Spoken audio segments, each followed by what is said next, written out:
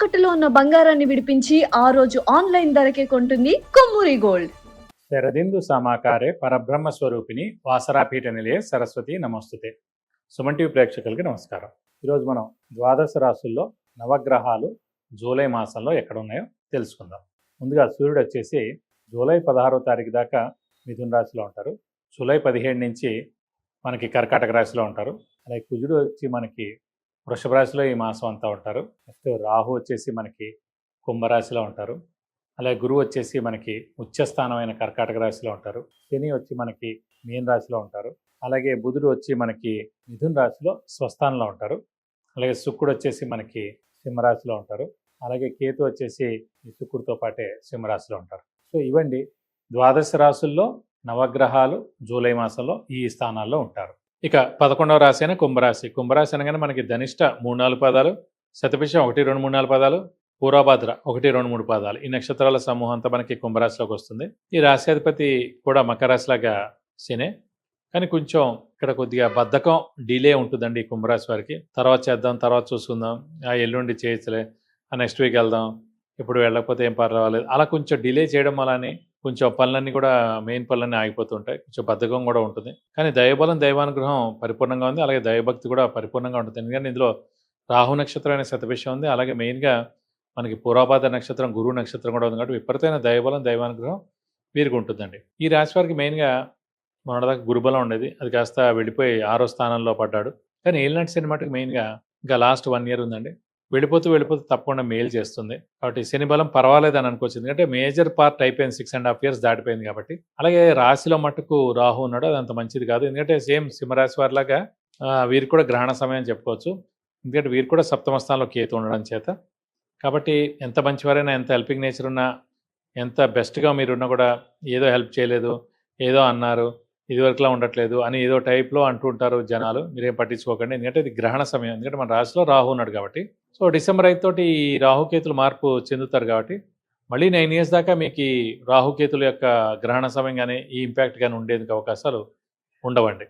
ప్రస్తుతం గురుబలం కూడా మీకు తక్కువగా ఉంది. ఎందుకంటే 6వ స్థానంలో ఉన్నాడు కాబట్టి. 6వ స్థానం అంటేనే డెట్స్, మిజరీస్, ఎనిమిస్. ఎందుకంటే శత్రువులు ఎక్కువగా అవడం, అప్పులు ఎక్కువగా పెరగడం, ఆరోగ్య విషయంలో కొంచెం జాగ్రత్త వహిస్తే మంచిది. సో ఇంట్లో పెద్దవాళ్ళు చిన్నపిల్లల ఆరోగ్య విషయంలో జాగ్రత్త వహించాలి. ఇంట్లో పెద్దవాళ్ళు, అది మెయిన్గా గృహిణులు ఎవరైతే ఉన్నారో వాళ్ళకి మానసిక ఒత్తిడి కూడా తగ్గుతుంది.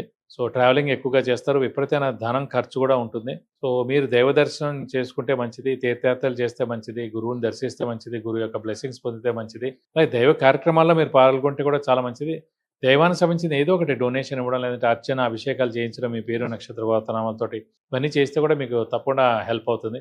అలాగే శ్రమ, కాలం, ధనం వ్యర్థమయ్యేందుకు అవకాశం ఉంది. అవసరానికి డబ్బులు సమకూరవు, రావాల్సిన బాకీలు, వస్తువులు లేటుగా అవుతాయి, కొత్త అప్పులు చేయాల్సి ఉంటుంది, అప్పులు వాళ్ళ బెడద తప్పదు. సో షూరిటీస్ పెట్టకండి, స్పెక్యులేషన్స్ జోలికి వెళ్ళకండి, మధ్యవర్తిత్వం వహించకండి.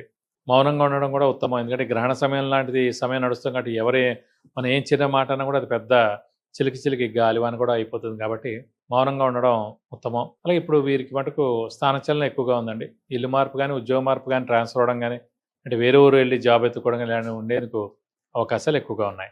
ఆరోగ్య విషయాల్లో మటుకు కొంచెం జాగ్రత్త వహించాలి. ఎందుకంటే మెయిన్గా ఏలినాటి శని ఎఫెక్ట్ లాస్ట్ ఫేజ్ ఉన్నా కూడా, అలాగే రాశిలో రాహు ఉండడం, 7వ స్థానంలో కేతు ఉండడం, మెయిన్గా గురుబలం కూడా తక్కువగా ఉండడం, గురువు 6వ స్థానంలో ఉండడం అని, కాబట్టి కొంచెం చిన్న అనారోగ్యాలు చేసే అవకాశం ఉంది. బాగా పెద్ద అనారోగ్యాలు అయితే ఉండవండి.